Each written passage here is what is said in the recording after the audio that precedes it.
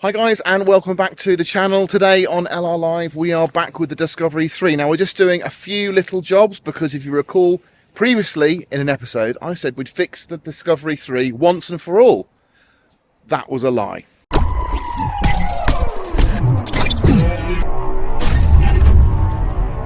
You'll recall from one of my previous episodes that I did say that I'd fix the Discovery 3 once and for all. Well, that wasn't quite true. As many of you are familiar, I'm sure. You fix one thing, another thing comes up, and that's what's happened. So we had a slight issue on the way back from Ali Sport, and it was telling me the injector pressure was too low for the vehicle, and it went into limp mode. Now, it only went in once, and that was on a 130-mile trip, so we've definitely improved things. But as is always the case, you fix one thing and it highlights a weakness in another area. So, if you have experienced some limp modes in your Discovery 3, if you've had the HTC mode kick in, if you've had the 3 Amigos kick in, this is definitely a video worth watching because, like you, every time something goes wrong, I go on YouTube, I go on the internet, I scour the internet for the reasons why, and there's so many different reasons why, and this particular fix didn't come up. Let me show you what I've done. Let me break it down, and hopefully it might be a solve for your own issue. So I'm going to show you two really simple things to transform the performance on your D3. Now, one of these will work on yours, both might, but certainly they're worth doing for preventative causes, if not for fixing the problem. Now, I saw on YouTube a few people have actually showing how to lubricate your turbo actuator, which can stick on, you know, Range Rover Sports, old ones, and obviously Discovery 3s. So I watched the videos. I found it quite difficult to follow because there was obviously a lot of boroscope footage and stuff, and I thought, I'll give it a go, but I'll try and make it a little bit simpler. And the only reason I really took it on board was because I saw that WD-40 brought out this new can which has got this adjustable flexible metal straw. Now, I'm not being sponsored by WD-40, they're not paying me to say anything about this, but I just know that using this made the job a lot easier, because what you have to do is get access through here, which is on the left hand side of the vehicle in the front wheel arch, and there is a heat shield that protects the pipework from the turbo. Now, with the heat shield removed, you can get really good access, and you can just literally drop the straw straight over the top and deliver the lube. It's so simple, just as long as you know where you're looking and what you're looking for, and hopefully if you watch the video you'll see exactly how to get in there and how to do it safely. Bear in mind, put the vehicle up into off-road mode, take your fuse out of your suspension system so it can't drop, and make sure you put an axle stand in there so if anything did happen you wouldn't be trapped, because it's a simple case of just getting your arm under here, 3 10mm nuts, get the plate removed or the heat shield removed, and then you've got access. And if I show you how I did it, you'll know where to stick this straw and how to make the difference. So if we just slowly move in, you can just see in here, I'm going to just use my extension here just to show you where we are. So there's a plate that fixes here and covers this area up so that this brake line doesn't get warm. There's 3 nuts, and then in here, right in there, in the back there, is where our turbo is. I'm just over there, look. And if we look at that, that's the top of it. And there's the bottom. Now, that looks pretty rusty to me, so I'm going to squirt some WD on there. I've got the boroscope on our actuator. Now, we lubed that up the other day, and we're going to just check now to make sure we are getting some response from it.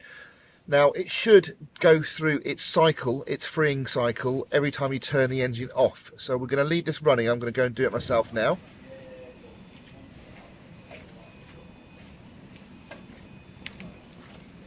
So you can see there that the actuator is moving a lot more freely now and going back into position. So hopefully we have assisted with something else. There we go, we got our bolts back in. So there we go, they're the 2 bolts, and the third one's at the back there. So that's all you have to do, really. If you've got a boroscope, or you could possibly get there with your camera on your phone, maybe. But basically, every time you turn your vehicle off, it goes into a cycle to move the actuator arm up and down 3 or 4 times. And if your vehicle's not doing that, it basically means it's seized, or if it's trying to do it and it's jumping, it's seizing, that's an issue. And lubricating it will fix that problem.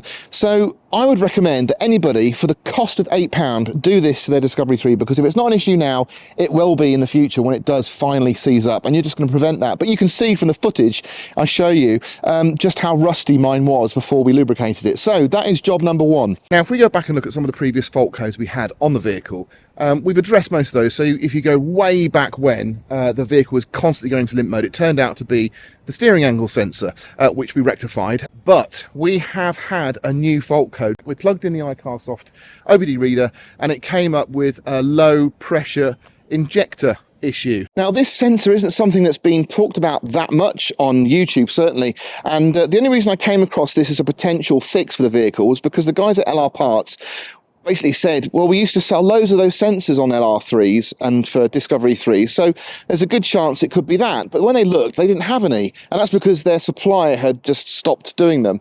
Now, you can buy these very cheaply on the internet for about 20 quid, but they're aftermarket and they're not a great quality part. And what you might find is if you replace it with one of those, it won't make any difference and you'll just think that you've got a different issue and this hasn't rectified it. If you put your hand in your pocket and just spend 80 quid on one of these OE sensors, I'm almost willing to put money on the fact that it will transform the way your vehicle drives. Just behind there is our fuel rail, and you've got the fuel rail sensor. Engine's still a bit warm, but I think we're okay. So I think it's like a 26mm, so it's quite a big size, so we've had to use an adjustable, but there's a little release clip on here, so just hopefully that will come off easily enough. Yep.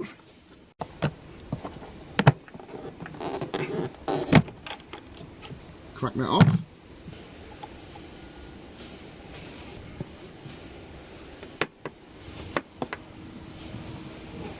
It's threading in okay. Right, I've just removed the plastic housing from around the battery just to try and give me a bit more room. I'm in. Right. Give that. Okay. That should be plenty tight enough. A bit more room now, I can put this back on. We're done. We've replaced the sensor. I'm going to start the vehicle now just to make sure we're not losing any fuel. Should have some fuel pressure now. Yep.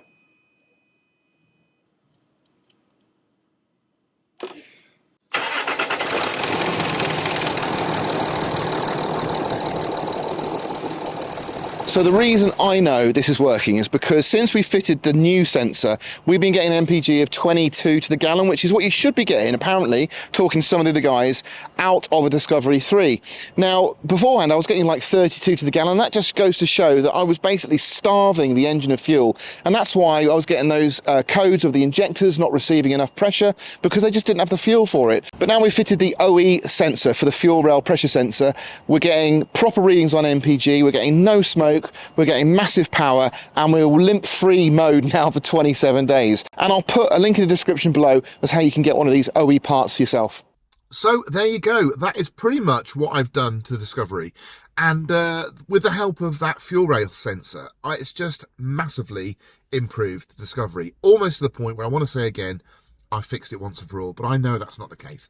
But as we speak today, like I say, we're going to be pushing a whole month without any issues on the vehicle. We've been driving it hard, been driving all over the place, different styles of driving, town, motorway, under load, and we've been absolutely fine. So I really hope this is a fix, and I really hope it works for your Discovery 3 as well. So if you enjoyed the video, please do give me a thumbs up, and if you haven't subscribed, you definitely need to do that. But for now, I'll leave you alone to watch the rest of the videos, and I'll catch you on the next one.